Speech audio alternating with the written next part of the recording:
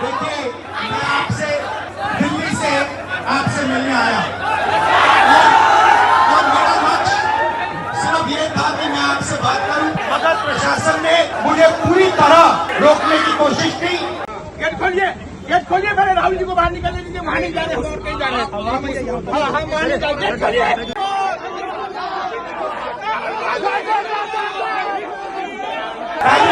Barricade लगाया और मैं पीछे के रास्ते से आपके यहाँ आ गया।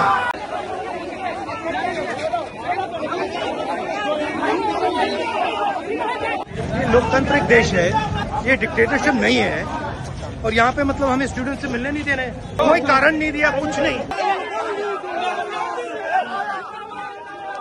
मैं आपका हॉस्टल देखना चाह रहा था और अभी मुझे हॉस्टल की फोटोज दिखाई दी गई और उसकी सच्ची हालत दिखी।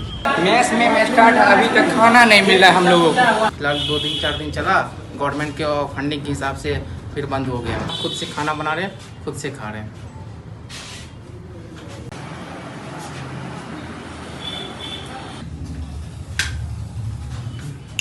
पानी आने लगती है, इस सब के कारण खिड़की हुई थी मैं डोर, ये विंडो में लगा नहीं हुआ है, शीशा नहीं लगा हुआ है पूरा। देखिए, दलित, पिछड़ा वर्ग, अति पिछड़ा वर्ग, आदिवासी वर्ग, आपके खिलाफ इस देश में 24 घंटा अत्याचार होता है।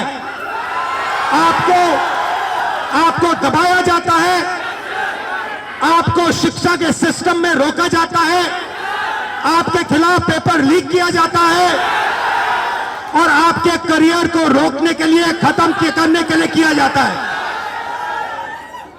हमने 3 मांगे की हैं। सबसे पहले सही तरीके का जाति जनगणना जो हमने तेलंगाना में किया।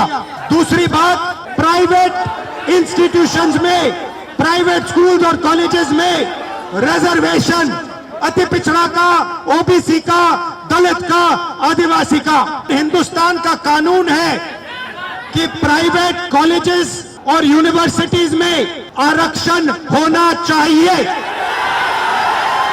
और ना नरेंद्र मोदी ना बिहार की सरकार उस कानून को लागू कर रही है। इसीलिए हम उन पर दबाव डालेंगे और जब तक, मैं बता रहा हूं, जैसे मैं यहां आया हूं ना, रोक नहीं पाए, वैसे ही नहीं रोक पाएंगे जब तक इन्होंने प्राइवेट इंस्टीट्यूशंस में रिजर्वेशन नहीं किया।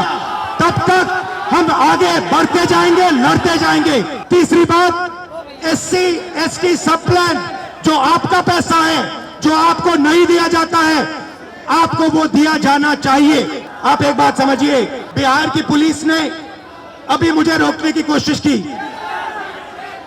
रोक नहीं पाई। पता है क्यों नहीं रोक पाई? नहीं, इसलिए नहीं रोक पाई क्योंकि आपकी शक्ति मेरे पीछे है। आपकी शक्ति मेरे पीछे है, इसीलिए कोई, दुनिया की कोई शक्ति उसको रोक नहीं सकती है। हमने नरेंद्र मोदी से कहा, पार्लियामेंट में कहा, तुम्हें जाति जनगणना करना पड़ेगा। हमने उससे कहा कि तुम्हें संविधान को यहां माथे पर लगाना पड़ेगा। नरेंद्र मोदी जी ने आपके दबाव से डरकर जाति जनगणना हिंदुस्तान में घोषित किया है। आपके दबाव से डरकर उन्होंने कॉन्स्टिट्यूशन अपने माथे पर लगाया है, मगर वो लोकतंत्र के खिलाफ हैं, संविधान के खिलाफ हैं, जाति जनगणना के खिलाफ हैं।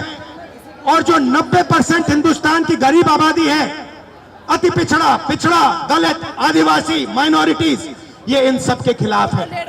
ये अदानी अंबानी की सरकार है, ये आपकी सरकार नहीं है।